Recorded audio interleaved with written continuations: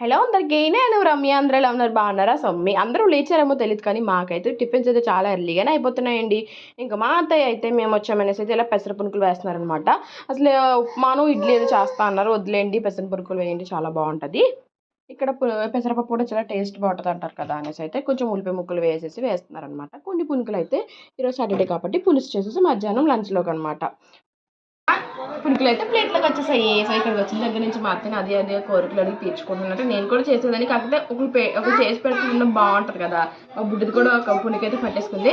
So ఇప్పుడు దీంట్లోకి అయితే మా అత్తయ్య వేసనగిన చట్నీ చేస్తారు, కానీ నాకు అది వద్దనేసి వీళ్ళు కొత్తగా ఆవకాయ పెట్టారనమాట. అది మనం టేస్ట్ చేయకపోతే ఎలా ఉంటుంది అనేసి ఇదిగోండి చూసారా ఎంత పచ్చడి వేసుకున్నాను. వేడి చేసినా ఏం చేసినా ఇప్పుడు వచ్చి 5 times తిన్నాను. ఇక్కడికి వచ్చిన దగ్గర నుంచి ప్రతి పూట వేసుకుని తినేయడమే.